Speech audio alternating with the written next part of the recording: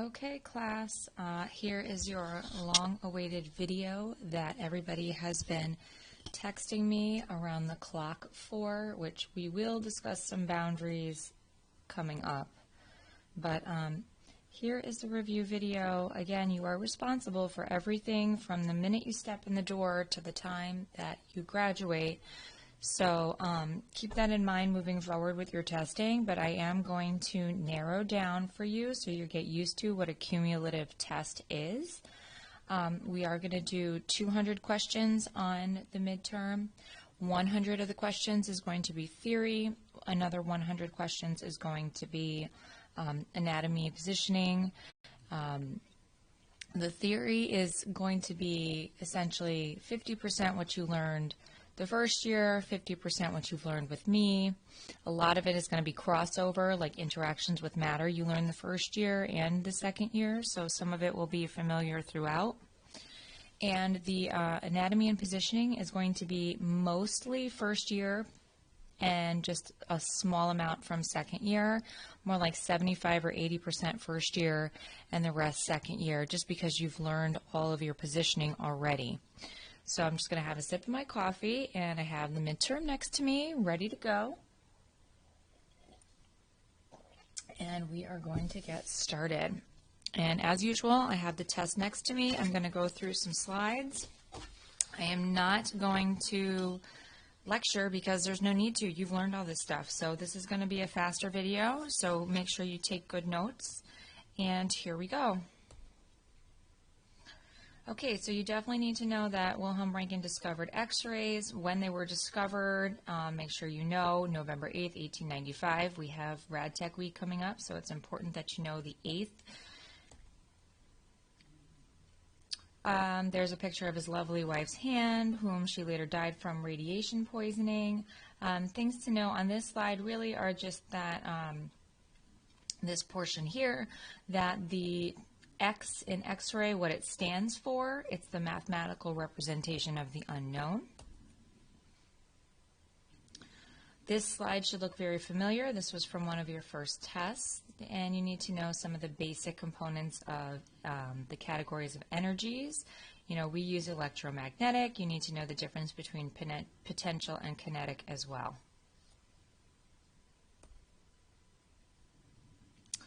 This is another slide that should look very familiar from your other slides. It's just showing what ionization is, and that's when you remove an orbital electron. You are then ionizing the atom because you're making it more positive, so you're changing its molecular charge.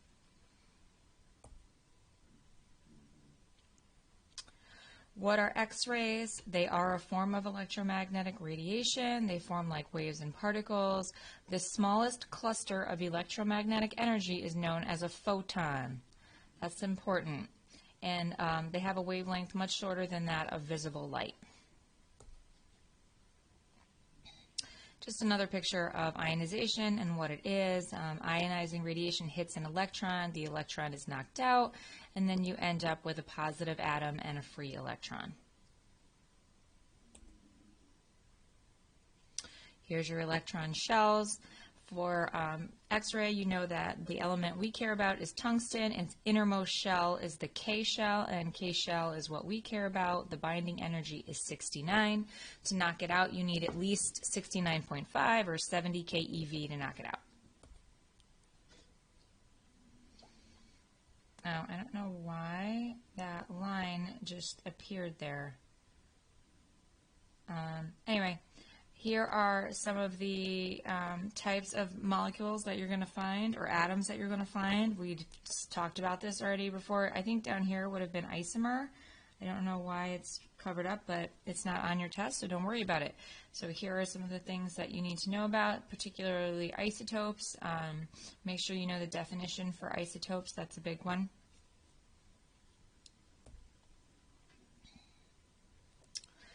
Types of ionizing radiation. A lot of people on the last test got it wrong, so we're going to go through it real quick. There's particulate and electromagnetic. We deal with electromagnetic, which is your X and your gamma ray. The difference between the two is their source. X-rays come from around the nucleus, whereas gamma rays come from the nucleus. But up here, everybody kind of forgot about the particulate radiation, which is your alpha and your beta. And even though alpha is the least penetrating, it can be stopped by paper. It does have the highest let, so that's the most energy transfer. So alpha particles give off the most energy, high let. So oxygen doesn't matter with high let. Remember that. Just showing you wavelengths, or wave amplitudes, I should say, and amplitude is the height of the wave. Very important to remember that waves follow a sinusoidal or S-like pattern, okay?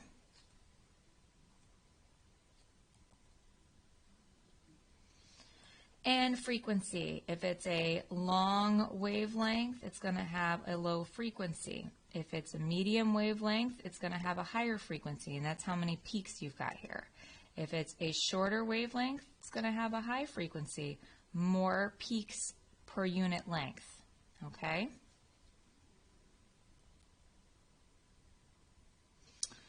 Here's a formula you're going to need to know, the inverse square law. I1 over I2 equals D2 squared over D1 squared. That's because it's inverse, meaning that it's inversely going to have an effect. So every time you decrease your distance from the source by half, you're increasing your intensity by a factor of 4 and vice versa. So please make sure that you review the inverse square law. Here's an example. I'll give you guys a second just to look at it. You had this before. This was on a previous slideshow and video. So for a given technique, the intensity at 3 feet from the source is 4 millirankin. What is the intensity if you double your distance? Well, if you're doubling your distance from the source, you're going to decrease your intensity by a factor of 4 right off the bat. So you don't even need to do all this because I gave you an easy number. So what's 4 divided by 4? It's 1. Okay? But when you double your distance, you're decreasing by a factor of 4. When you half your distance, you're increasing by a factor of 4. It's always by a factor of 4. And here's my little dog. Kind of looks like Winnie. She's snoring again if you can hear her. Not too loud. But this is just showing you at 3 feet it's 4 millirankin and 6 feet it's 1. And the reason why, pay attention, the reason why is because there is more distance for the beam to travel, so there's more distance for it to weaken off, okay? More distance equals that it's weaker beam because it's having more distance to travel, so it's less radiation eventually reaching this area. You do need to know the parts of the imaging system, the tube, the operating console, and the high voltage generator. This is all easy basic stuff. We operate at 25 to 150 kVp. Our tube currents, you definitely need to know all the basics of the operating system, okay? We operate at 220 volts. And here's a basic breakdown of the operating or the imaging system itself. The operating console is the low voltage section because we can touch it. So this is what we can do in the operating console. This is some stuff that's happening in the high voltage section. And then you've got your X-ray tube and your filament circuit over here. And your filament circuit is where your current is coming from. That's where the thermionic emission is happening. Your electrons are coming from here.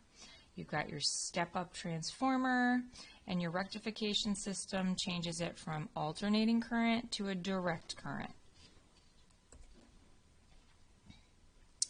The operating console, again, broken down. It's low voltage, meaning you could touch it, so it's allowed to be used by a technologist. And here's some components that you can control.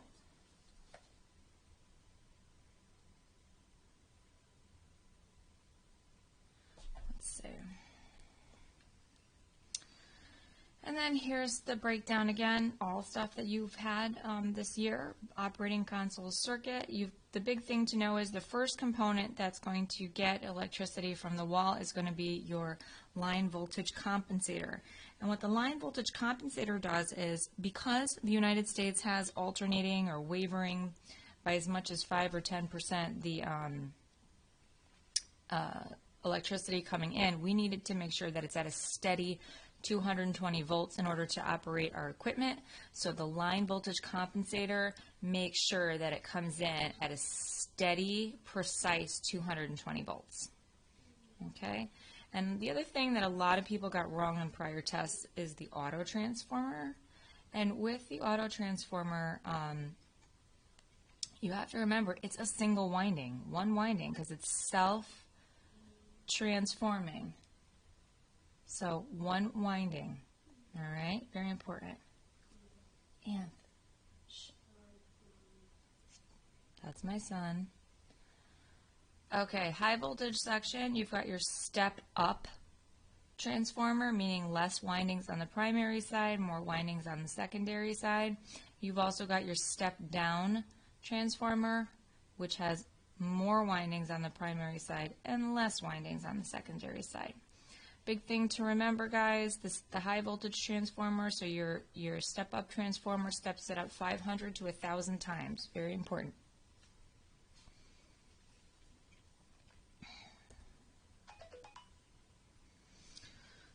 You done now? No, I'm not done. Oh, you're still talking? Anyway, so here's the circuit all together, or the generator all together. Single winding auto transformer, step up here 500 to 1,000 times. Your rectifiers change it from an alternating to a direct current.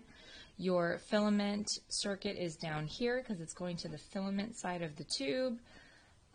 This is where your thermionic emission is going to occur. This is where your electrons come from. This is the negative side because electrons are negatively charged. This is the positive side because the anode is positive. Okay.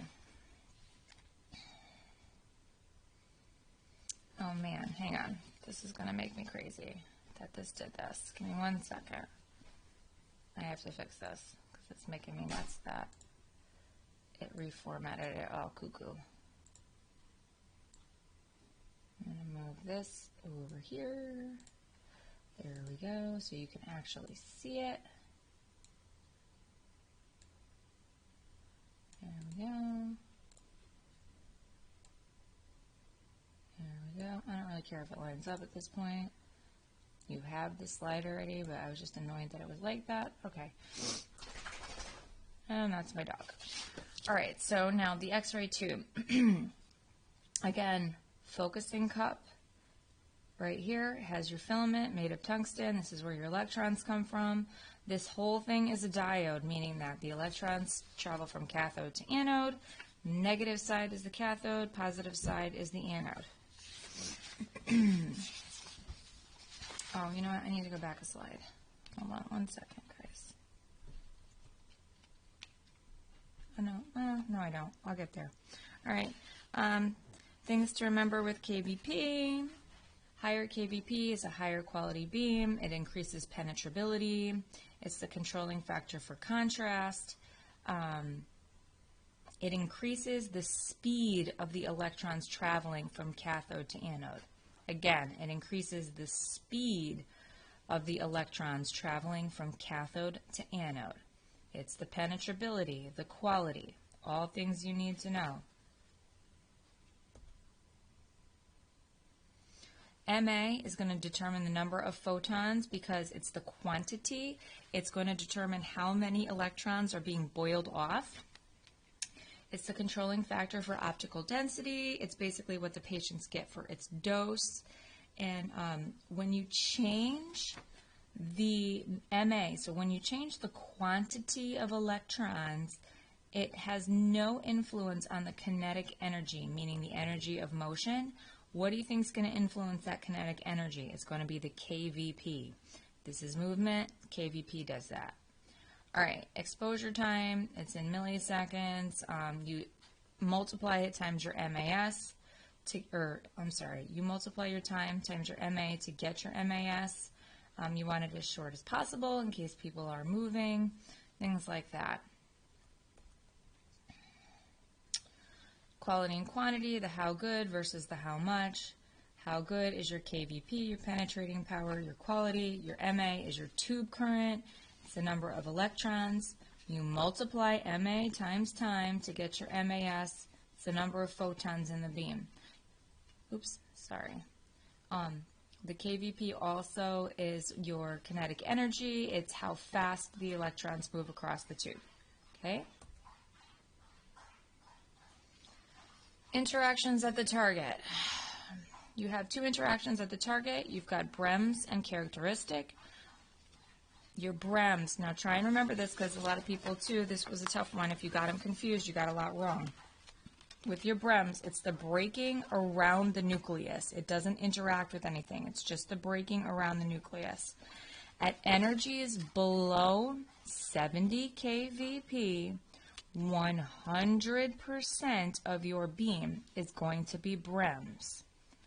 Again, at energies below 70 kVp, it's going to make up 100% of your beam. That's because at energies above 70 kVp, 85% of the beam is Brem's, 15% is characteristic. Why is that? Because you need at least 70 to knock out that K shell. So anything below 70 isn't going to knock out a K shell, so you're not going to get the K characteristic that we care about. Characteristic is characteristic of the electron shell. Again, our target element is tungsten. That's what we care about. K shell is the innermost shell. Its binding energy is 69 keV. So we need 70 keVp to knock it out. It can interact with inner and outer shell electrons as well. It can knock out any shell, but we care about the K shell for our interactions. And here's just kind of what it looks like. You've got your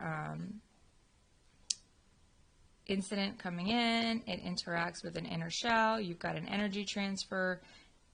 Ooh, that went really fast. Why did that do that?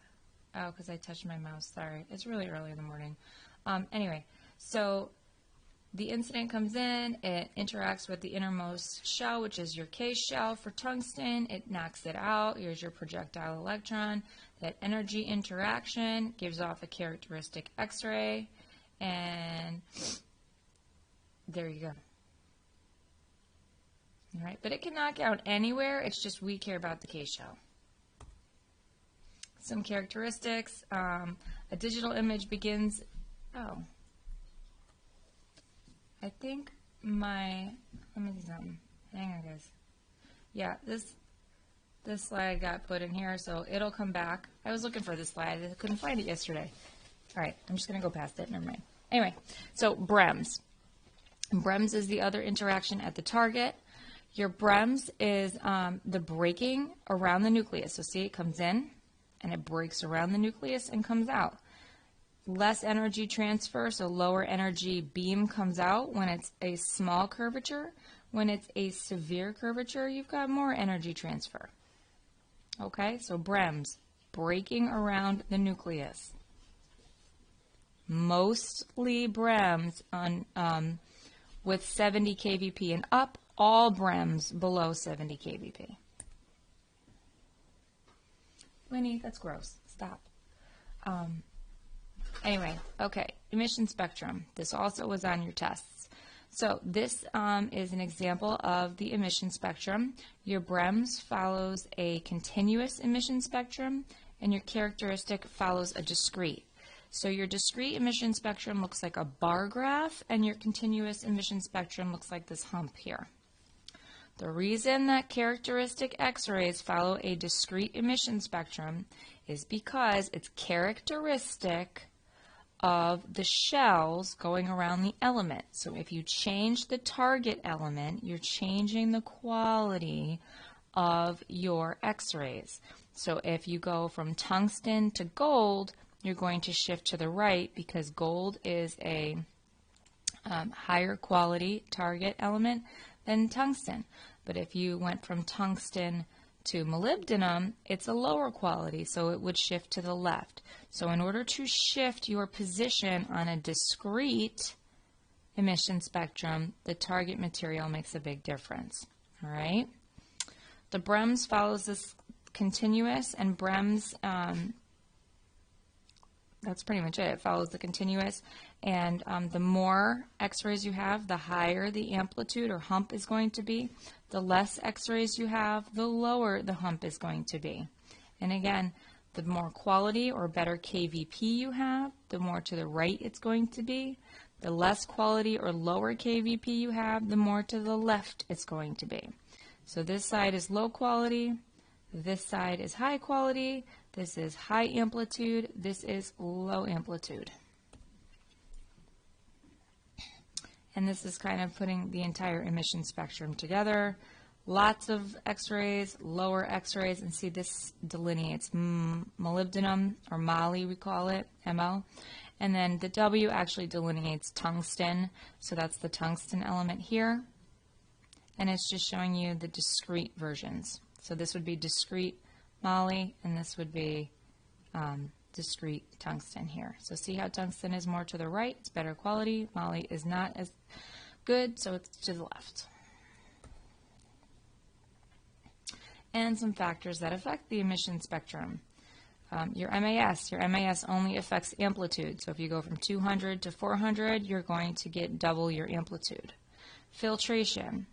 When adding filtration, you're making a better quality beam. However, you are taking away the low energy x-rays. So when you add filtration, you are reducing your amplitude, but shifting it a little bit more to the right. You're making it a better quality beam. KVP affects both amplitude and position. So if you increase KVP, the amplitude will rise and the hump will also start to shift to the right. If you decrease KVP, the hump will fall and it will shift to the left. The big difference between changes in MAS and KVP, MAS again is only amplitude, KVP is amplitude and position, MAS is proportionate, KVP is not. This last one here, voltage generation, that's talking about the generator itself. So half wave, full wave, rectified, 3-phase 6 poles, 3-phase 12 poles, high frequency that we talked about.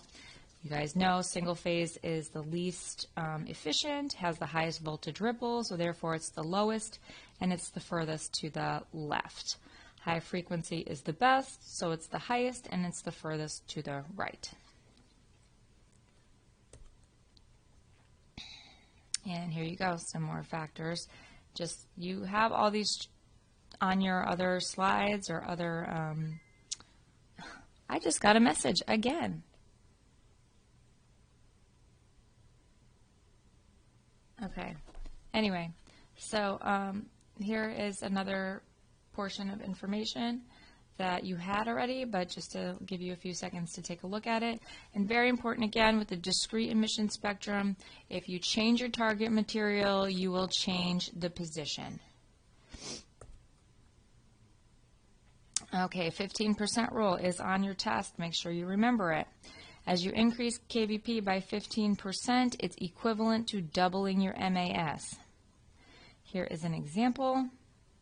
A technique of 100 kVp at 20 MAS yielded an image that was not well penetrated but had good optical density.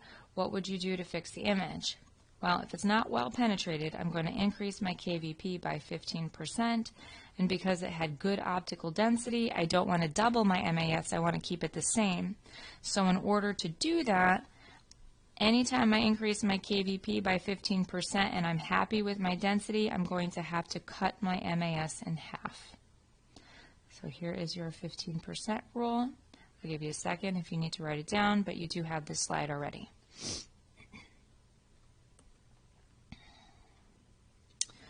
Also, interactions with matter. This is first and second year, so you're going to have some Faber terminology and some Bouchon terminology. Coherent scatter we don't care about. It's also referred to as classical or Thomson. The big thing to remember is it occurs at low energies below 10 keV outside the diagnostic range. Compton effect is with outer shell electrons. It excites them. It causes the most heat. And the electron can be scattered off, or the photon can be scattered off in any direction, so from 0 to 180. Photoelectric effect. This one is all or nothing. This is either going to get absorbed or scattered. This is going to give you your bone. The crossover is 40 keV. So the higher you go above 40 keV, the more it's going to be Compton effect. The lower you go below 40 keV, it's going to be more photoelectric because these are lower energy, so they're going to have more of a chance of getting absorbed. Pair production is in PET imaging. It creates two electrons. They're a positron and a negatron. They both weigh 0.51 MeV, so if you add them together, the total energy for a pair production is 1.02 MeV, or mega electron volts. All right. Photodisintegration happens usually in industrial nuclear stuff. We don't really care about it so much, but it's actually released from the nucleus. It's a nuclear fragment that occurs, and this is at energies 10 mega electron volts. So this is 10 keV, this one is 10 MeV. Don't forget.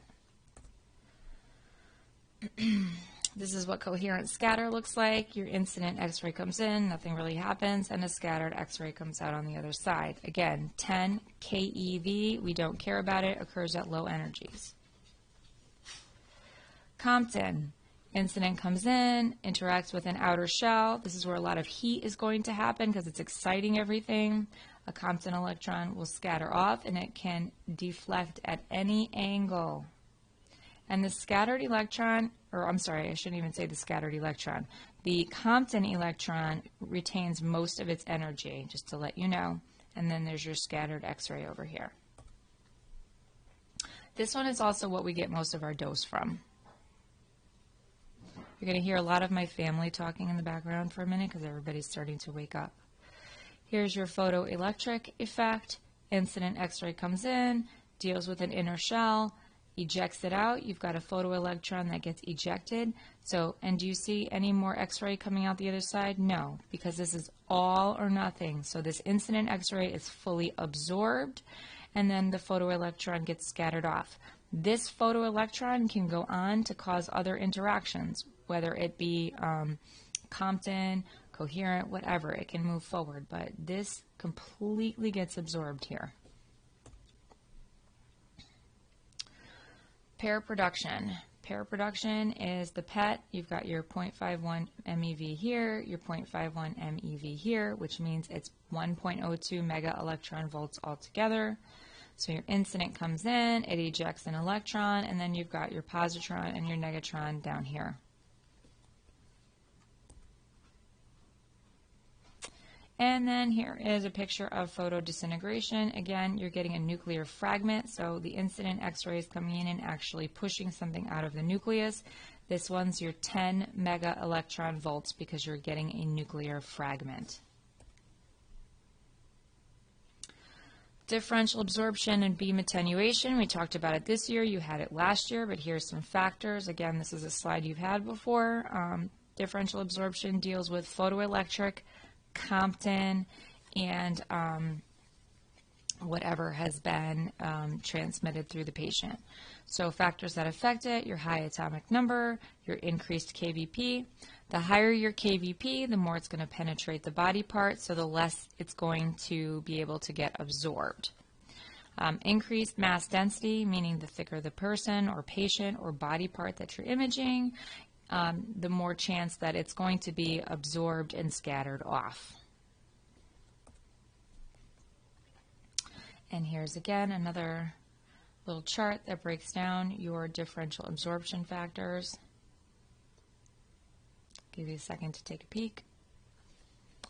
And moving on.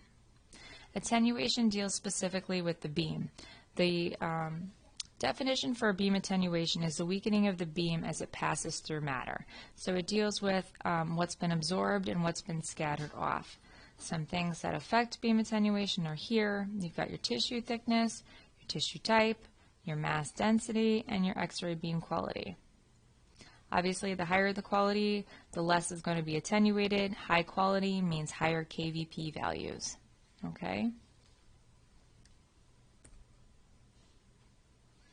Remnant radiation is just anything that exits the patient. Now remember, when you're starting from the tube going through the patient, 99% of your beam is turned into, or your electrons, I should say, is turned into heat. 1% makes up the beam. Out of that 1%, only 0.5% of that makes up your actual image.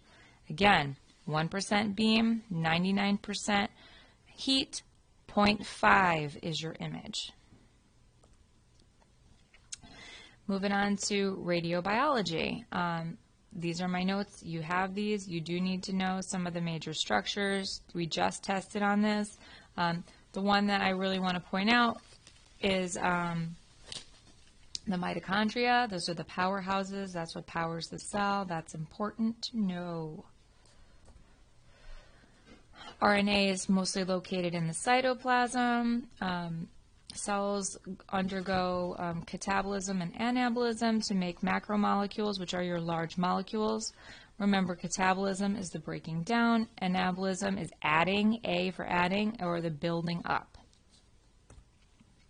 I know I said RNA is in the cytoplasm, DNA is in the nucleus. We just tested on this. The most of our interactions within the human body deal with water, so that's an indirect effect because we are mostly composed of water, 80% water right here. And look, only 1% nucleic acids, and that can be either RNA or DNA. Remember, your DNA is your target molecule. This would be a direct hit, and your water is your indirect hit. Again, that's mostly what we endure is an indirect hit. Process of mitosis. Mitosis is the somatic cells that undergo mitosis. The big thing to remember is the interphase portion. If a cell undergoes some type of radiation damage before interphase, it can repair and recover. If a cell undergoes anything during interphase, they undergo what's called interphase death, and it will not survive. Another big thing to remember with mitosis is that you are duplicating, whereas meiosis, you are dividing. So mitosis, you're going to duplicate. The DNA gets duplicated in your S phase here. And anytime there's synthesis occurring, that's when the sensitivity is at its highest point. Okay? Here's a picture. This is in your Bouchon. An interphase occurs in between all the phases. Your S phase here is your synthesis phase, so that's where it's going to be the most sensitive there. Meiosis deals with your genetic cells, and those are the cells that carry our chromosomes, our DNA. You start with 46 chromosomes, or 23 pairs, and then the granddaughter cells end up not going through that S phase, so you end up having them cut in half. So your 46 chromosome pair, or 46 chromosomes, then become 23 chromosomes each. So remember that, 23 each. Oh, that didn't come out so good. You also have had this before. The most radiosensitive cells in the body are lymphocytes. That's in your hemopoietic system. Lymphocytes and then spermatogonia, but lymphocytes most radiosensitive. The law of Burgonian-Tribando. I'm going to just read this real quick. Stem cells are radiosensitive, mature cells are radioresistant. Stem cells, precursor cells, immature cells, these are the beginning cells. These are the most radiosensitive, and your mature cells are the most radioresistant. Anything young, anything that has a high metabolic activity, anything that proliferates, meaning synthesizes, is going to be more radiosensitive. So anytime a cell is undergoing any type of process where it's metabolizing or building up and synthesizing, then it's going to be more radiosensitive, okay? Factors affecting your radiosensitivity, this is your LET, your RBE, your protraction and fractionation. Remember, your protraction and fractionation is usually done in rad-onc or rad therapy. They provide doses either in protraction, which is a longer period of time, or in fractionation, where it breaks it into equal sections, and then waits 24 hours in between each dose in order to allow the body to recover a little bit. These are my personal notes. Again, you've had them. The LET, the definition for LET is the response of tissue is determined by the amount of energy deposited per unit mass. So it's how much energy from the beam is getting deposited into the tissue. We deal with low LET in X-ray. X-ray and gamma is lower LET, so our oxygen is going to impact it more. We X-ray in a fully oxygenated environment.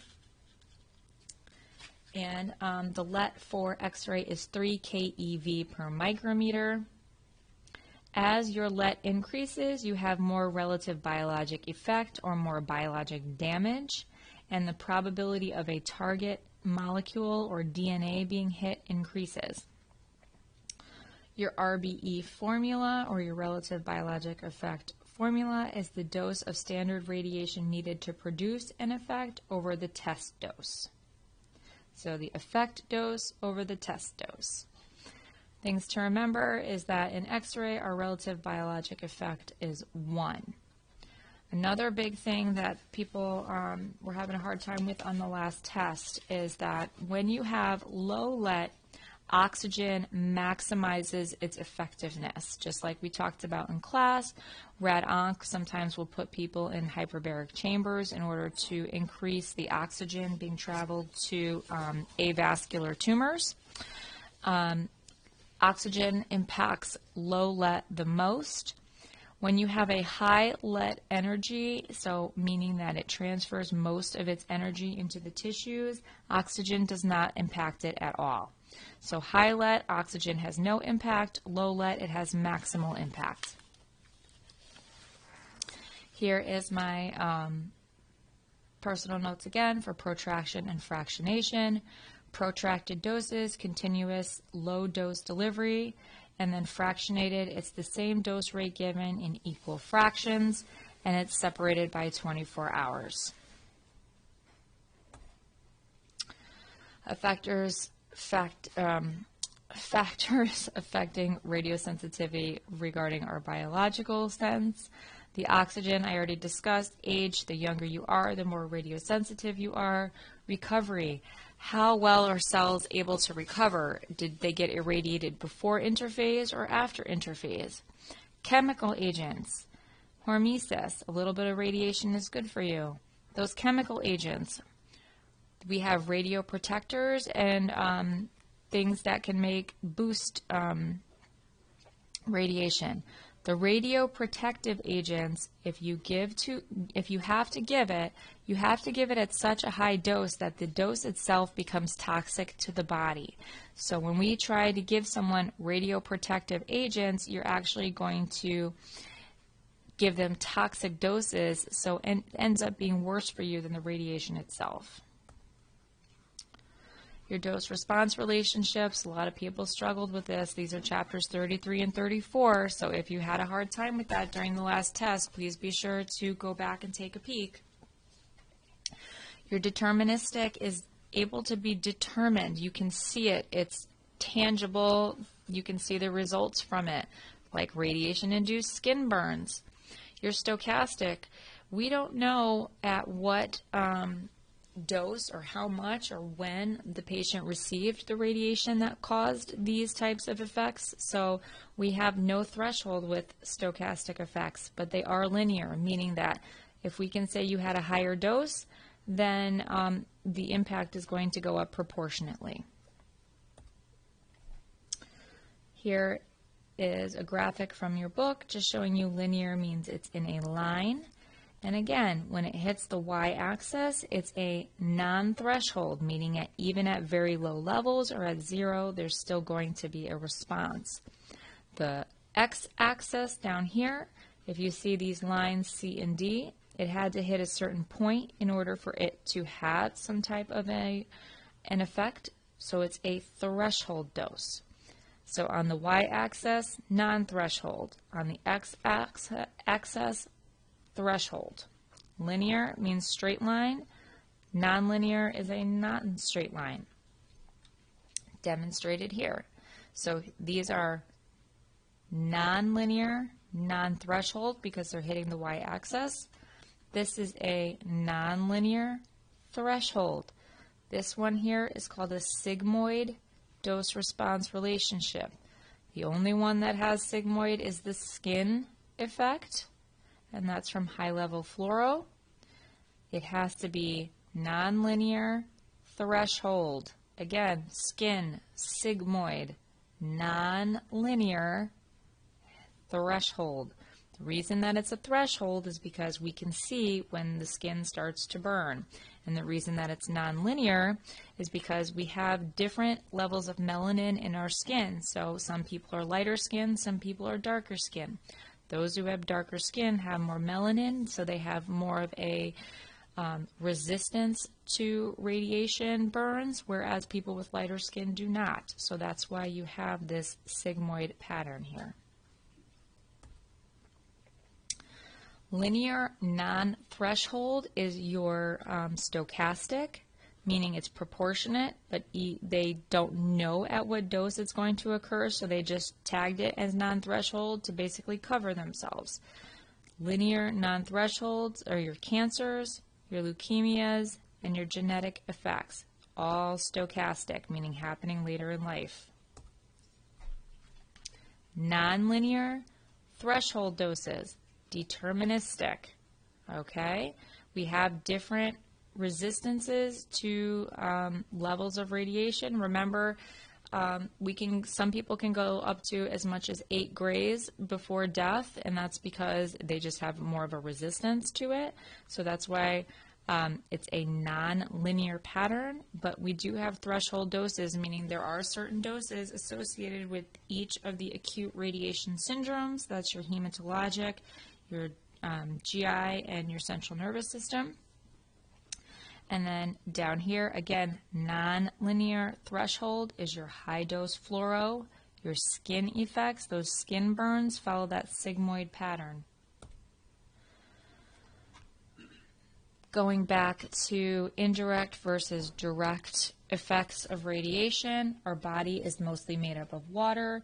Water undergoes a process known as radiolysis, meaning the breaking down of the water molecule because of radiation. And those cause indirect reactions within the body. So again, indirect. Down here, what happens, the free radicals initially become an ion pair, and then it breaks off into the 2 free radicals, and the one that a lot of people were confused about on the test was the answer was hydrogen peroxide. It can turn into hydrogen peroxide or hydrogen peroxyl. You need to know if you need to kind of brush up and look at that before you take the final or the midterm. You might want to do that. And then down here, free radicals, they are uncharged molecules. They contain a single unpaired electron in the outer shell. They're highly reactive, and they have a very short lifespan. So that, again, is the breakdown of radiolysis.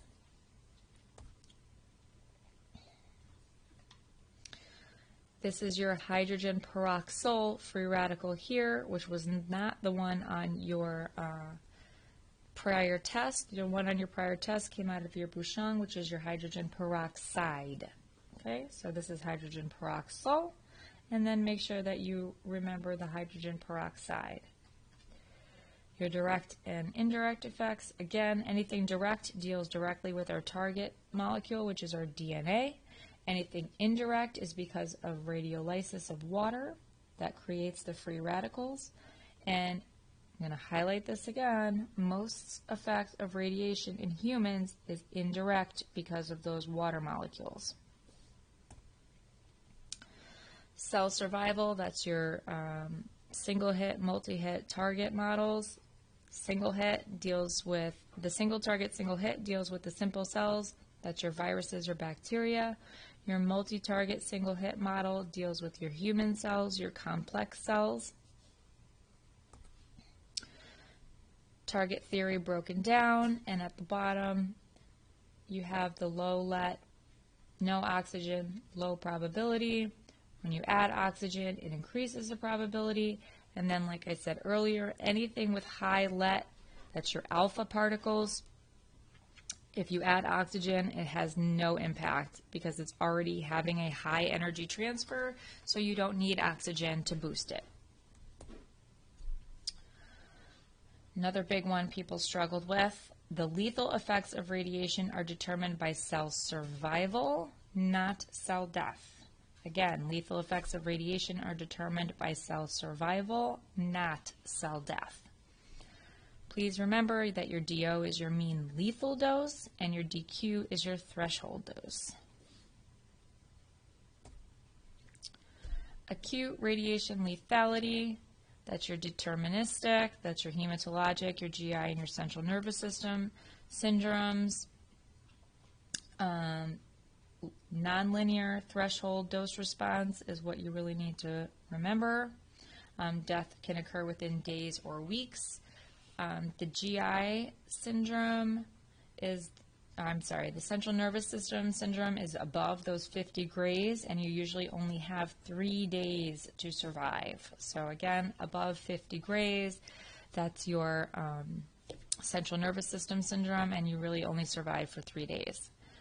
The breakdown of the stages, you've got your prodromal, which is the beginning, the latent, which is where your sense of well-being occurs, and then your manifest illness is basically where you get those acute radiation syndromes. There they are broken down again. And I'm just bringing up the central nervous system one because that's at doses above 50 grays or 5,000 rads. Death is usually within 3 days, and that's because of the swelling on the brain. You end up dying from vasculitis and meningitis. Chromosome aberrations.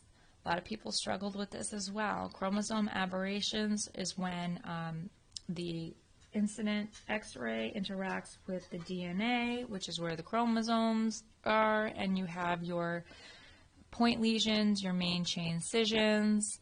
You can have translocation, where some of the information from one chromatid transfers to the other chromatid.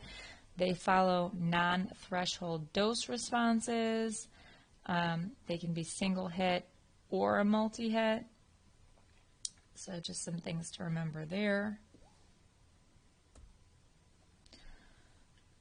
Radiation-induced cancers that we have observed. Thyroid cancer was from the thymus irradiation. Your bone cancer, that was from the radium watch dial painters, because radium, when ingested, acts like calcium. Where does calcium go? To our bones, so that's how we're going to have the bone cancer. Your skin cancer follows the threshold dose because you have to have a certain dose before cancer occurs. The ankylosing spondylitis treatments. That caused leukemia. A lot of people had a hard time with that one. Causes leukemia. Radiation in pregnancy. Chronic low doses of radiation does not impair fertility. Again, chronic low doses of radiation does not impair fertility. The first 2 weeks is going to be an either all or nothing when you're pregnant, so you might have a spontaneous abortion. The pregnant individual may not even know that it occurred.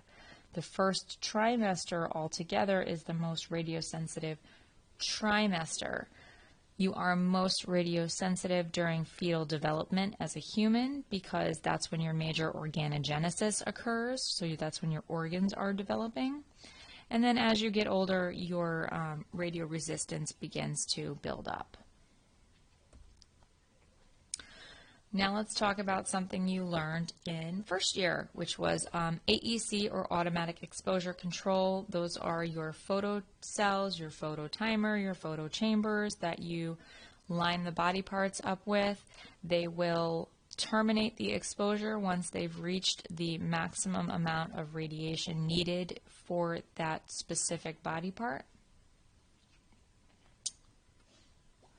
The best timers for your photo timers is the electronic ones. That's important to know. Just going to let you look at this real quick, and I'm going to move on. This was all first year stuff. Your ionizing chambers, they're going to get exposed to exit radiation. The air inside becomes ionized, and they create an electric charge. That charge goes off to your computers, and that's how you're going to get the image that you're going to get. Has the wired timers. Again, the timer that is most important is the electronic. It'll trip the timer and shut off the photocell or the exposure. Characteristics of the digital image. I believe in your Carter and Veal, I took some questions from chapters, I want to say 7 and 9 or 2 and 9. I can't remember, but basically what's in this PowerPoint is what's on your test. Characteristics of a digital image. A digital image is basically numbers that gets turned into an image. You've got some characteristics of it: your spatial resolution, your contrast resolution, your noise, and your dose efficiency. If you can relate your digital image to your HD televisions that I'm sure most of you have, then you'll be able to really understand the digital image itself. Your pixel is your picture element. The smaller the pixels, the more detailed it's going to be. As you can see from image 1 versus image 2, you can actually see this is pixelated, meaning you could see the actual pixel, and it's not a very detailed image. And here, these are nice small pixels, and so you get a nice detailed image. Pixel size directly affects your spatial resolution. The smaller the pixel, the better the spatial resolution. And I'll go back to the previous slide. You can see everything really well. Pixel size can change depending on your matrix sizes. Your matrix is that box that holds all your pixels. That's the arrangement of numbers and columns and rows. It corresponds with discrete pixel values.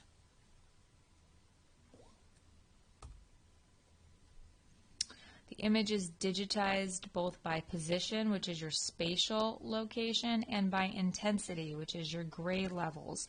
Remember, in digital imaging, it's your gray levels that are determined.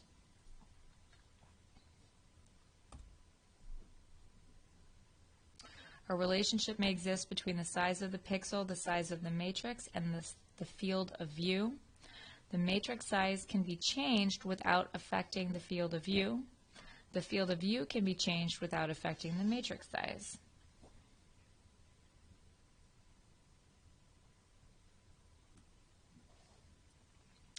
The EI, which is your exposure index or your exposure indicator, is just telling you how good the technique was that used to create an image. So in digital imaging, it's called the EI, or exposure index. It's based off of standard deviations, and that is previously programmed by your manufacturer. So they're going to differentiate or differ based on the manufacturer of your equipment. Image quality characteristics in digital imaging. That's your image brightness, your contrast resolution, and your spatial resolution. Contrast meaning the difference in grays. Your spatial is being able to see small details, and your brightness is obviously how bright or how dim your image is. Brightness refers to the appearance of the image on a display monitor. No technical adjustment during image acquisition will change the brightness of the image. It is strictly a display quality. Contrast resolution It refers to the ability of the digital system to display subtle changes in your shades of gray. Remember, digital deals with your shades of gray or your gray scale. Contrast resolution in digital imaging is directly related to the bit depth of the pixels. Okay?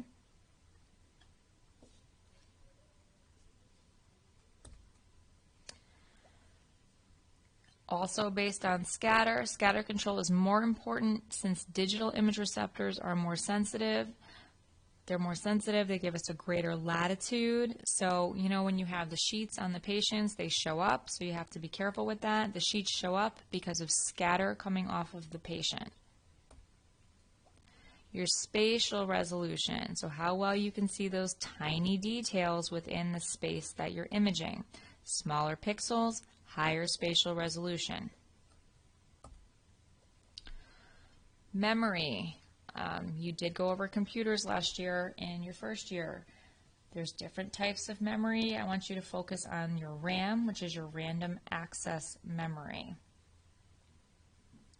Just going to leave this slide up for a second for you to take a peek. This is in your Carter and Field book. Now we're going to talk about the anatomy and physiology portion of your test, the bone development. The primary center is the diaphysis, or the body. This is where your primary bone growth is going to occur. And your secondary centers is the metaphysis and your epiphyseal plate.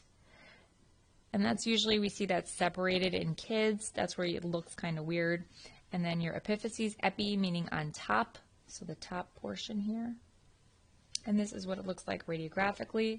So again, the primary center for creating bone is your diaphysis area. Joint classifications, you've got your fibrous, your cartilaginous, and your synovial. Fibrous, they don't move. Cartilaginous, limited movement. Synovial, freely movable. Types of fibrous joints. The one that we talked about this year mostly was your sutures and your skull. Another one would be in the alveolar area where your teeth are located, so the alveolar region. Some cartilaginous joints. The one that you probably hear about most often is in the knee, where you've got cartilage issues. That's where the knee starts to crack. But you've also got your pubic symphysis area and then your vertebral region. You're going to need to remember your anatomic position. This guy looks super thrilled to be having his picture taken. Anatomic position, standing with their palms forward. Remember that. Modified SIMS I bring up because we use SIMS position or the modified SIMS a lot for barium studies. Some movements, stress movements for your ankle. If you're doing any imaging of the ankle and they want to see stress, you're going to evert and invert your ankle. So these are stress movements of the ankle joint. You need to know the plantar surface versus the dorsal surface of the foot. I don't know why that came up. Oh, what's going on here? Go away. Okay. Dorsiflexion. You're flexing the foot upward to the dorsal surface. Plantar flexion, you're pointing the toes downward because you're flexing the plantar region of the foot. This was in your Bontrager, but you did learn about it from Faber, so if you wanted to refer to Faber with this one, but this is just the anode heel effect. You just need to remember that the beam is more intense on the cathode side because of the angle of the target as it comes down. It increases with small focal spot, shorter SID, or a larger image receptor size because it's got further to go. So what you want to do with the anode heel effect is place the thicker parts of the body underneath the cathode side of the tube. Again, anode heel effect. more intense on the cathode side, so you want to put the thicker body part underneath the cathode side of the tube. Also, this came out of your Bontrager, this slide, but you learned about it in Faber. Basically, compensating filters. You have certain parts of the body that have varying areas of thickness, like your foot, like your spine. What compensating filters do is it filters out a portion of the primary beam on the thin side where the less dense body part is, so that it makes it look more even throughout. These are different types of filters that we use, but the compensating filter is the one that makes everything look more evenly distributed. Here's some benefits of the compensating filter. With the filter, without the filter. So you can see how the variances in density of the tissues being imaged looks much clearer with the compensating filter than without a compensating filter. Again, this goes back to your EI. I believe this was from your Bontrager. I just felt like it was, again, important that you need to know your digital exposure index or your detector exposure index, your EXI exposure index, your sensitivity number. They all mean the same thing. It's just based on the manufacturer. It's a numeric value that is representative of the exposure the image receptor received. So basically the technique that was used and how good the image came out based on it. It can be inverse or directly proportional. It just depends on the manufacturer. Moving on, we talk about the bony thorax. You guys, you already learned all this stuff. You have to go back to the beginning, go back to your basics. You need to know how many ribs you have. You have 12 pairs of ribs. Which one are you floating? Which one are true? Which one are false? You do need to know this stuff. So go back to your Bontragers and take a peek. You've got your manubrium, the body of your sternum, your xiphoid process, your collarbones, all basic anatomy that you know, okay? You need to know the difference in body habitus. Hyper, meaning more so, so the heavier patients. Sthenic is the average. Hypo is little thinner, and asthenic, meaning very thin. And this is just the percent of the population that you're seeing next to it, okay? Reasons why we do erect chest, reasons why we do uprights for abdomen, reasons why we do uprights or horizontal beams for paranasal sinuses. You're looking for air fluid levels. Very important. Upright, erect for chest, for anything, or horizontal beam, you're looking for air fluid levels. KUB. How do you know you've got a good KUB? Well, your KUB demonstrates the borders of your psoas major muscles. Wouldn't point it out unless it's important. Your digestive tract, some organs involved in the digestive tract. You're going to need to know some basic terminology as far as eating is concerned. Stomach, duodenum, jejunum, ileum, all parts of your abdominal region. I have another slide, but you're going to need to know a little bit more in depth about the portions of the stomach. Moving on to the urinary system, you've got suprarenal or adrenal glands, but they don't have anything to do with urinary. That's your endocrine system. All right, this is your endocrine system up here, but here's your kidneys, your ureters, and your bladder, and then your urethra down here. Your abdomen is divided into quadrants. You may want to remember what is located in each quadrant, specifically your right upper quadrant. These are the 9 regions, just to review them.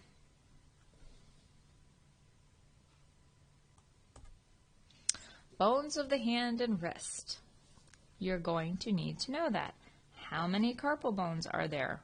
What's the largest carpal bone? That's your capitate. Remember, the joints of the carpals. What joins with what? All stuff you're going to have to remember. What makes the first metacarpal phalangeal joint? What makes the fifth metacarpophalangeal joint? Here's some mnemonics. I've never even seen this one. Send letter to Peter to tell come home. Interesting. These are nice ones. I've heard much worse ones. Steve left the party to take Carol home. That's a cute one. I like that. All right.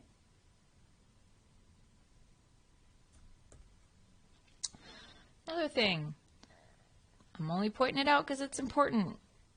You can see your olecranon process in profile on a lateral elbow. You're going to need to know the parts of the radius and the ulna. What goes with ulna, what goes with radius. Radiocarpal joints, synovial and ellipsoidal. Not too worried about that. I just want you to know what joins with what. Okay? All in your Bontrager. Your elbow joint, same thing, in your Bontrager. You really want to know what's on your ulna and which one's on your radius. And then here's just some motions. You are not going to have to label these. It's just showing you internal rotation, external rotation, and what it looks like. And this is just a straight AP. I wanted to bring this up. Hint, hint. I wouldn't put it up unless it was important. This is a thumb projection. This is a modified Roberts. And the reason why this one is important when we were talking about wrist is because it demonstrates your trapezium. So that's your AP axial projection of your thumb, modified Roberts method. And that's going to jut out your trapezium. And there it is. And it's best for the first metacarpal and trapezium must be completely visualized. So right here, and remember trapezium thumb. So if you can't remember anything else, try to remember that. Modified Roberts. This is a slide I really want you to pay attention to for your forearm radius and ulna. This one is in your book. Picture came directly from Bontrager. This is just showing you the parts of the radius and the ulna. Again, you need to know the parts of the radius and the ulna. You won't need to label them though, so don't worry about that. Everything on the test is multiple choice. Another weird one that I brought up because I want to make sure that you pay attention to it is for the intertubercular groove of the shoulder. That's the Fisk method. Okay, the Fisk method. Just showing you a picture here. The reason why I didn't know how this was taught or when or what, but it is in your book. This is a shoulder for intertubercular groove, the Fisk method. This is just one way of doing it. This is another way of doing it. But what I really want to point out with either one of these is notice how this is tabletop. Tabletop, well, not tabletop, but you're not using AEC. Okay? You don't want to use AEC with this projection. You want to use a fixed technique. Otherwise, it's not going to come out really good because of where the centering point is.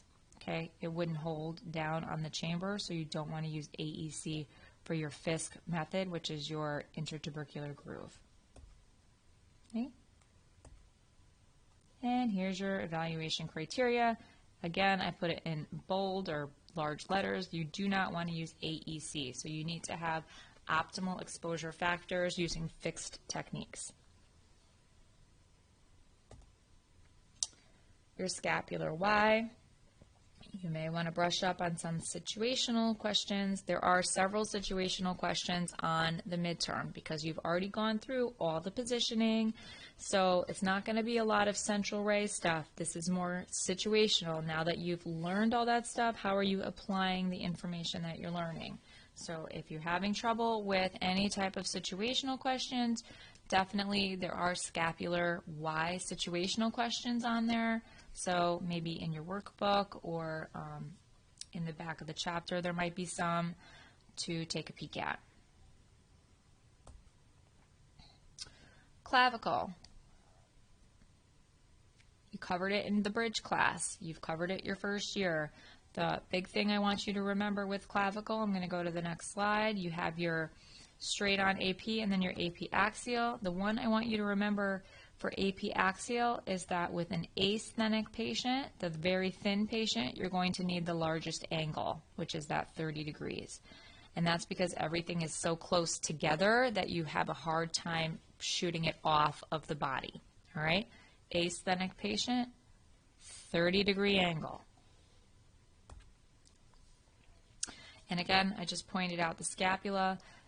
A good scapular position, you see it in profile. You see it on its edge. If you see the internal surface, that means you haven't rotated the patient enough. If you see the posterior surface where you see the scapular spine more, you've rotated the patient too much. Could be a situational question. All right? So make sure you review your situational questions. Please, please, please.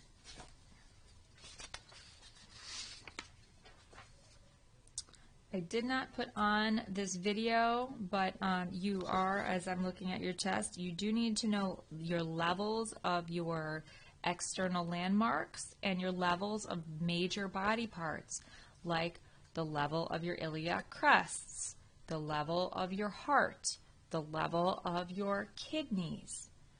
Okay? So please make sure external landmarks, basic positioning, recumbent is laying down, upright, supine, prone. You need to know these things, but the levels of certain things like your iliac crests, your heart, your kidneys, you need to know them. Okay. Again, with the scapula, I told you there's some situational questions. You need to know parts of the scapula. The front is going to be your costal surface because it's near your ribs. The back is the dorsal surface because that's the dorsum, okay? Costal surface, dorsal surface, things like that you need to know, okay? Humerus, which way you rotate the humerus for the epicondyles. Are the epicondyles perpendicular? Are they parallel? So you need to know basic stuff from first year. Here we go again, your quiz me. How much should the central ray be angled for AP axial projection of the clavicle on an asthenic patient? Guys, I wouldn't bring it up if it wasn't important. 30 degrees, okay? You need to know the bones of the foot. How many tarsals are there? Where is their articulation points, okay? Joints of the foot. More so, you need to know what what tarsals join with what, okay?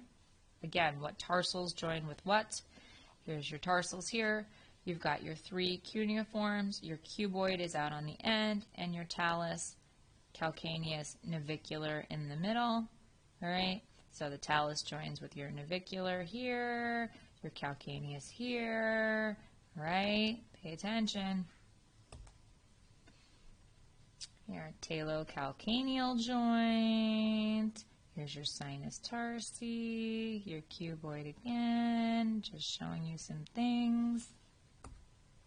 Ankle joint, mortise view. Small rotation of the ankle, no more than 15 degrees internally will show the mortise, which are the 3 joints going across, okay? What has your lateral malleolus? What bone has your medial malleolus? Please pay attention. And this is what an AP and a mortise looks like. And the mortise has the open joints from lateral malleolus all the way to medial malleolus.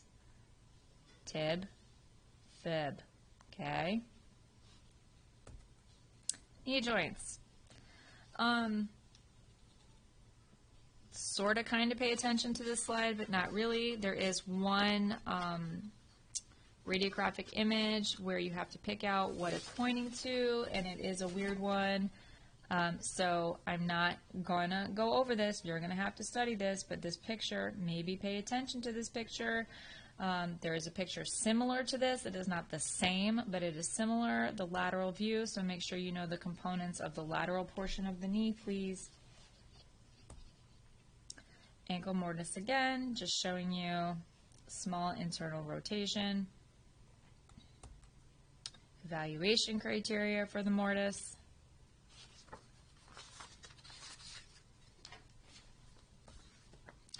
Moving on to spine. Kyphosis, increased convexity of the spine. Again, kyphosis, increased convexity. Lordosis, increased concavity. Humpback kyphosis, swayback lordosis. Lordosis, kyphosis. Okay? You need to know increased convexity versus increased concavity. All right?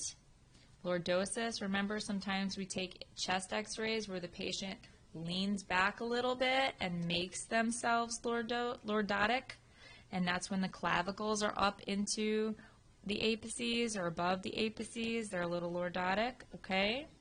Kyphosis, increased convexity. Can't say it again.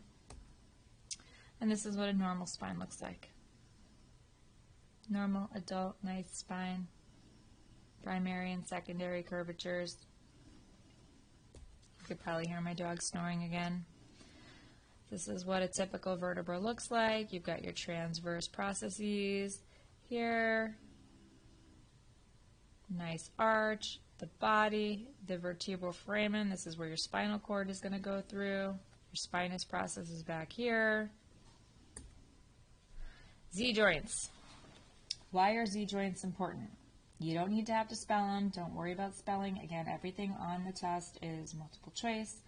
What you need to know with Z-joints is what projections we do to see them. So on C-spine, you're going to do a lateral projection.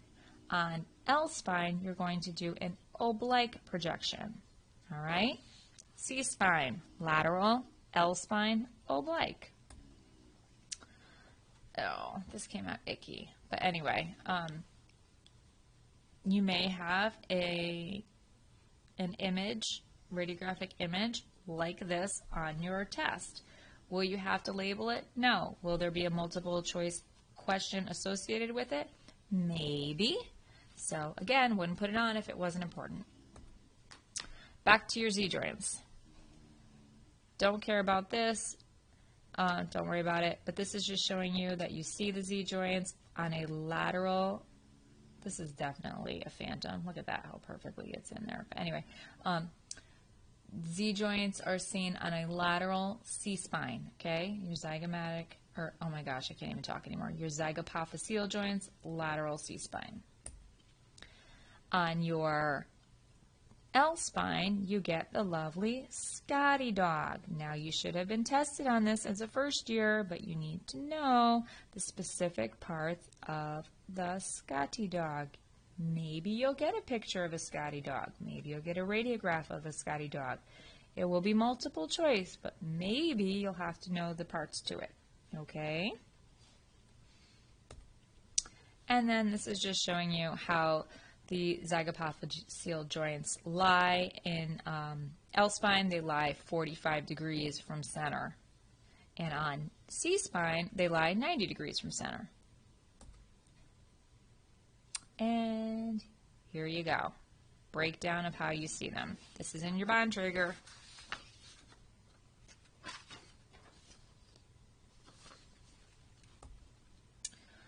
Wanted to just point out there are some questions about the pelvis on there. Make sure you know what parts make up the acetabulum. Make sure you know where to put the top of the cassette, where the central ray should be for a pelvis. And also sacrum, you need to know that the central ray is 15 degrees cephalic because of the curvature of your sacrum. Where does it enter? 2 inches superior to the pubic symphysis. I'm not even talking about palpating the pubic symphysis. I've already spoke my piece on that. All right. That was all your first year stuff. Now we go on to second year stuff. Parts of the skull. Your cranial bones. You need to know what are your cranials, what are your facial bones. You need to know where they are. You will not have to label them. Basic portions of your sphenoid, so Your sella turcica, pituitary gland lies inside it, your clivus, your anterior posterior clinoids, things like that. Here's your sella turcica in profile. That makes a good lateral. You guys know all this stuff. Articulations, not so much again. You don't really need to focus on them. Should you know them by now? Yes, you should. You do need to know the part of your ethmoids and your sphenoids, so what lies in them. When we talk about facial bones, you're going to need to know your facial bones. You need to know your maxillae, your mandible, your zygomatics, your lacrimals, and here, all right, need to know them. This one, I'm going to point this out because this one was painful because it was just a matter of reading the question, but you're going to need to know what bones make up the orbit. How many cranial bones versus how many facial bones. So let's talk cranial bones. You've got your ethmoid, your frontal, and your sphenoid. Here's your sphenoid here. What do you think this is here? That's going to be your ethmoid, and then your frontal is up here. When we're talking facial bones, you've got your lacrimal, your palatine is this little teeny weeny one back here, your zygomatics, and your maxillary. So 4 facial, 3 cranial. All right, you won't have to list them. It will be multiple choice. Also, positioning errors. Most common ones, rotation and tilt, shown here. Pointing it out again. Your town, downtown, 30 degrees towards the toes. I know we had some issues with where the central right enters for each one of them. I just want you to remember downtown, 30 degrees. Make sure you remember that there's a 7 to 8 degree difference between your OML and your IOML. Very important to remember that stuff. Why do we do a town? We're looking at the condyles here. Okay, that was another one that people struggled with. Back to the anatomy of the stomach, and I'm sorry that it's bouncing all over the place. I just went based off of your Bontrager, your Bontrager chapters, and this one is actually now dealing with the GI portion. And the reason why I put this up is because I said you are going to need to know the major portions of the stomach. Might be some questions on stomach anatomy, like the esophagogastric junction, maybe, or the esophagogastric entrance, maybe the cardiac region, something like that. You also are going to need to know where barium lies in the stomach based on position. Okay, so review that in your Bontrager as well. Okay, so where's the barium if the patient's in an LPO versus an RAO? Okay, make sure you look at that. Oh look, barium-filled stomach and duodenum. You're going to need to know, when does barium lie in the fundus? When does it lie in the body? Where is it more in the duodenum? So make sure you review that in your Bontrager. Stomach orientation, you don't really need to know it. I mean, you need to know it, but there's not anything specific about it. But I feel like if you know the orientation of the stomach, it will help you determine when a patient is in a specific position where the barium is. So that's why I put this up. I'll give you a second. It's in your Bontrager though. Okay. And then here are some areas where the black is your air and the white is your barium. Supine, prone, erect. But you also need to know your LPO, your RAO, where the barium is in those positions as well.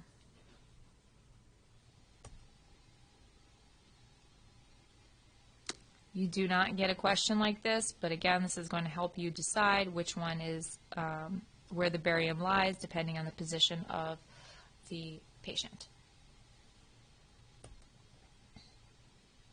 Oh, you can't see that really well. This just says air in the fundus. If you can't read it, that's what it's saying down here. Sorry about that. RAO prone, so you've got air in the fundus and barium down below.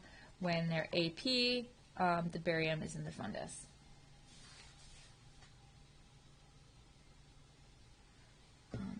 gracious. People are texting away, and it's 9:15 already. All right, upper GI, just remember with esophagus, mostly when you're doing an esophagram, how does the patient start? They're usually in the upright position. You're going to need to know parts of the large intestine, like where the left colic flexure is, or how do you position for left colic flexure, how do you position for right colic flexure, things like that. Your barium indications, so some pathology. Why do we do enemas? Volvulus is the twisting of the bowel, intussusception, things like that. Or I'm sorry, volvulus is like the telescoping. Intussusception is where it twists, and the intussusception we deal mostly with peds, where you have to do like those air enemas, and that way it will untwist off itself. The volvulus, these two here, I want you to read about in your Bontrager, please. Update yourself, get yourself back up to speed with these two pathologies. Okay, so volvulus and intussusception. And this is a cecal volvulus, what it looks like. Obviously, you can see here, it doesn't do good things for the bowel. So this is all feces, and it's all backed up here. Again, the Sims position, which I showed you earlier, this is just what we would use for like barium enemas, and that's because, unfortunately, this is where we're going to insert the barium enema tip, and this is the easiest way to do that for the patient. Moving on to the urinary system. Again, your suprarenal glands are a part of the endocrine system, not urinary. Oh, it says it right here too. Huh, look at that. Know the parts of the urinary system, basic stuff. You need to know that your the renal pyramids dump out into the renal pelvis. That's how urine goes down into the ureter. Where it's located. Same thing, your heart, your iliac crests, where things are located, okay? Make sure you look up on that. And then this is just showing you how the collection system works. Nephrons go to pyramids, pyramids go to papillae, and then it goes into the calyces, and then the calyces dump into the renal pelvis. Okay, so this slide you kind of need to know how the collection system works, more so calyces into renal pelvis, okay? Venipuncture. It was not there when you learned venipuncture. It still was learned last year. It's something that you need to know moving forward. Make sure that you clean the site. Make sure that you find the appropriate area. Something important to remember with venipuncture is the tourniquet application. You need to remember it's 3 to 4 inches above the site that you're going to be entering into. Something that is in your book, you're responsible for it, but was not really stressed to you your first year. When you're doing anything urinary related, you have to make sure as a technologist you pay attention to the patient's blood work, because when you're doing anything urinary, you are going to be giving them contrast. And with that, you need to know their kidney function. Kidney function is determined by 3 things. It's your creat, your BUN, and your GFR. For your purposes, you need to pay attention to the creat level and the BUN level. This should be in your urinary chapter. I did provide them to you. You absolutely need to know the creat level, which in normal ranges is 0.6 to 1.5. And your BUN stands for blood urea nitrogen. And the levels are 8 to 25, so you cannot go beyond 25. Once it gets higher than 25, then there's an issue. Again, creat 0.6 to 1.5, BUN is 8 to 25. 25 is the maximum BUN you should have. Anything beyond that is an issue. That is in your urinary chapter. That's it, guys. Hold on one second. I'm getting the pause from my husband. Give me 1 minute. Okay, so I'm back from the timeout that my husband made me take. That's it. I'm done with the presentation. You do have previous videos that you can certainly refer to. This video covers the majority of what's going to be on your midterm. Again, you're responsible for everything that you've learned up until this point. However, some things that I did not cover, and let me just make this black screen. Oops, hang on. I'm going to make it black screen. Some things that I did not cover in the video because I couldn't find the slides for them was grids. Make sure that you know like the grid ratio formula and some of the different types of grids. That's important. Another thing that you may want to rebrush up on is the Ohm's law. A lot of people on the first theory quiz did not remember Ohm's law, so please go back and revisit Ohm's law, maybe on there. And then the digital stuff, if you're feeling really weak on that, make sure that you know certain things that affect your quantum noise, like you know, what reduces quantum noise, what increases quantum noise. You're going to need to know what the variations in brightness and density do to digital or film imaging. You need to know, obviously the definition for density, the definition for contrast, why we use backup timers for AEC, what makes a digital image digital, or I'm sorry, digital image digital, what makes it digital. What the DR systems, what makes the system's ability to respond to varying levels of exposure. You need to know that. What's an input device? What's an example of an input device? What's an example of an output device? Different types of computer networks that we use in radiography. A server, carries the weight of all of the computers versus a workstation, which is just basically used for basic functions that a radiographer needs to do. I'm just looking through to see if there's anything else I could have missed. Different types of network connections. You've got your coax cables, you've got your fiber optics, you've got your infrareds, HDMI. So make sure that you look over network connections, the actual connectors themselves.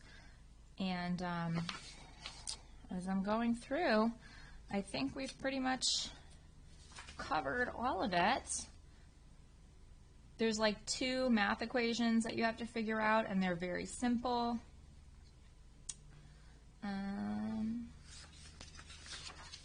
So definitely several items on AEC, several items on the digital imaging, your spatial resolution, your grayscales, your matrix, pixels, things like that. Attenuation and differential absorption. I already told you about your step-up transformer. Rotating anode, what's its maximum RPMs? X stands for the unknown. Make sure you check your Ohm's law.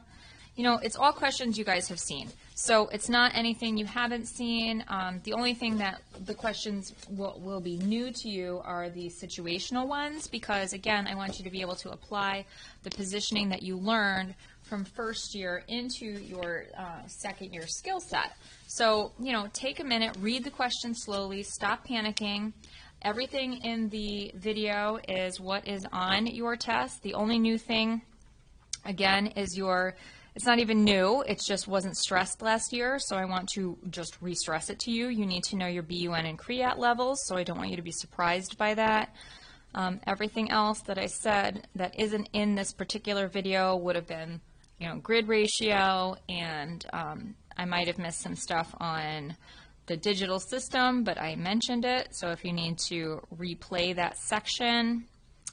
But yeah, as I'm going back through here, guys, you know this stuff. It's all stuff you do every day. You know it. No big deal. As far as images, there's like 2 actual radiographic images. One is skull related, and the other one is knee related, just to give you a heads up. You know, I can't do anything more than hand you the test at this point. So it's up to you. Please look at this video. Please review the things I've asked you to review. I did go quickly through this, but that's because this is all stuff that you've learned. This is just giving you an outline of what will be on your midterm. Also, I would appreciate if you kept, you know, if you needed me, of course I'm available to you for question and answer, but if there's something urgent, please, you know, you can message me, but anything after 7 p.m., please email me. I've been getting a lot of messages as late as 1, 2 o'clock in the morning, so if you could please just be respectful and cognizant, and just after 7 p.m., please maybe email me. If it's super duper urgent, obviously, of course, you can text me, but I just would appreciate that. And then please, starting texts in the morning, if you could just text me 7 a.m. So please keep texts really in between 7 a.m. and 7 p.m. if possible. Of course, emergencies happen, so if you need me emergently, obviously, you can text me, and I am here for you. It's just, it's starting to get a little bit out of hand with some of the texts that I'm getting. So I would appreciate that. I wish you all the best. Please get good rest. Have study groups. If you have any questions, please email me. I will be glad to help you through them. This is not anything new. You've had it before. Deep breaths. It will be okay. All multiple choice, and there is no lab before or after. The test is at 10 a.m., room 304.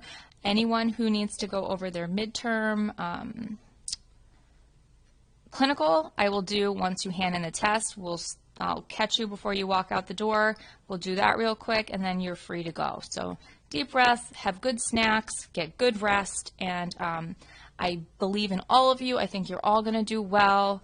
Just believe in yourselves. Stay positive. It's going to be okay, I promise. All right, guys, have a wonderful weekend, and I will see you on Tuesday. Take care. I'm going to get out of here, maybe, eventually. All right, take care.